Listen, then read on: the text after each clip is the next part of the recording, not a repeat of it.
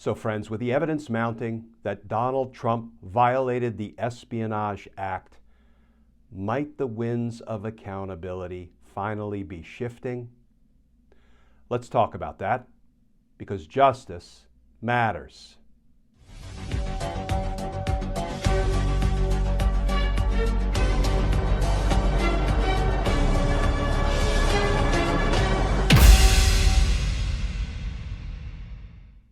Hey all, Glenn Kirshner here.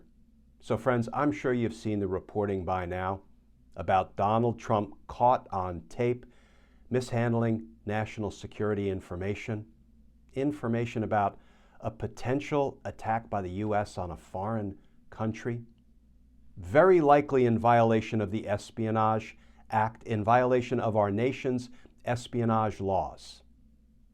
Here is some new reporting by Hugo Lowell of The Guardian. Hugo has been doing some terrific reporting on this and other issues involving the many crimes of Donald Trump.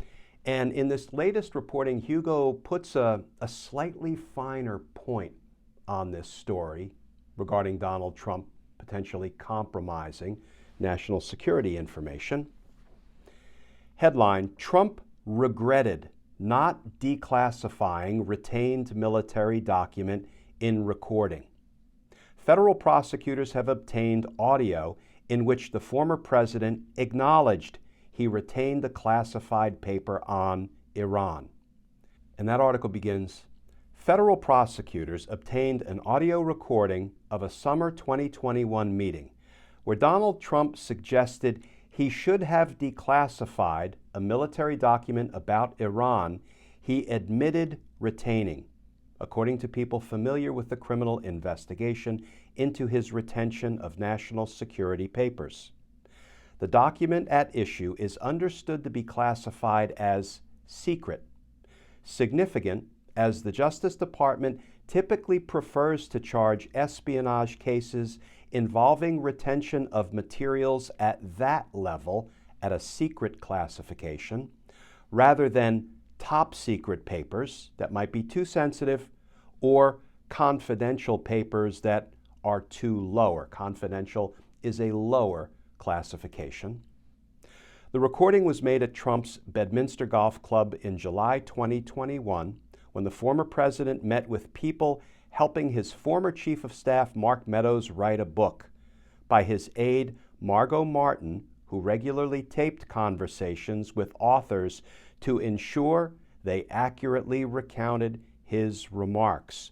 Well, I'm glad Margot Martin recorded Trump's remarks so they could be accurately captured and retained as incriminating evidence that could be used against him at trial.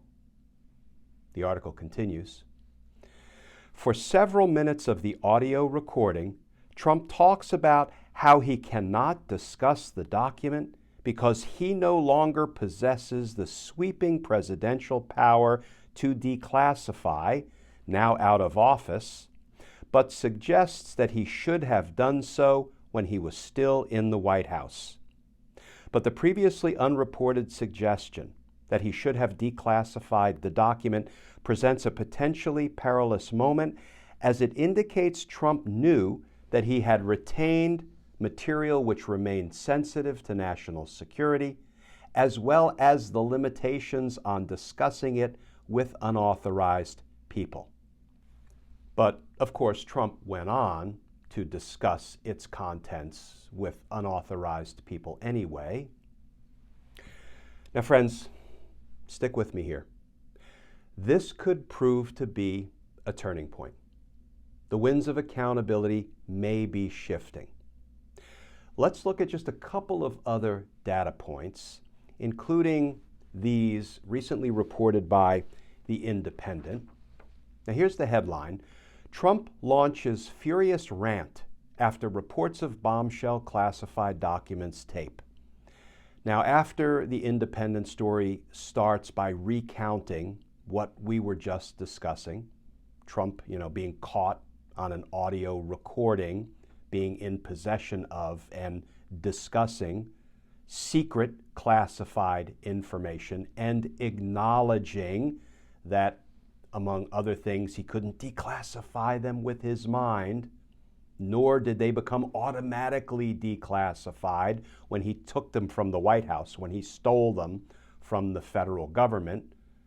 Automatic declassification and telepathic declassification are things that Trump has said publicly he had the power to do, and in fact, he did do. Well, now his own words on this audio recording put the lie to those claims he earlier made.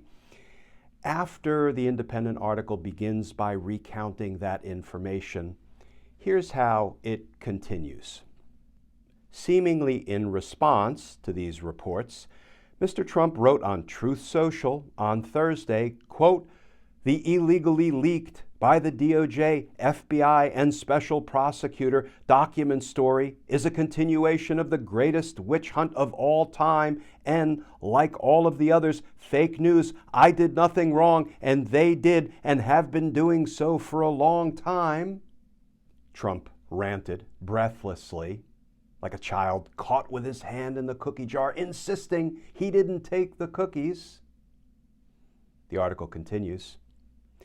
Meanwhile, as more Republican contenders join the party's primary race, Mr. Trump has been busy ridiculing them with cruel memes and jokes on Truth Social, signaling out Ron DeSantis and Chris Christie overnight. His former Veep, Mike Pence, is expected to announce his candidacy next week. And friends, it's not just Ron DeSantis and Chris Christie and Mike Pence, but it's also Tim Scott. They've all thrown their hat into the ring.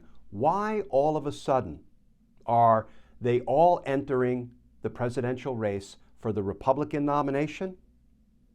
Because they smell blood in the water. They can sense Donald Trump's political demise. Here's the thing, friends. We now know that Donald Trump very likely violated our nation's espionage laws. How can the Department of Justice not indict him and expect others to keep our nation's secrets? How can the Department of Justice not indict him and expect all Americans to respect and abide by our federal laws? Friends, if this reporting is accurate, this is a crime that is just too easy to prove given the audio recording. And this is a crime that is too big and too serious and too dangerous not to indict. The winds of accountability are shifting, and I believe federal indictments are coming. Because justice matters. Friends, hang in there just a little bit longer. Hang in there. We're going to get there. As always, please stay safe, please stay tuned, and I look forward to talking with you all again soon.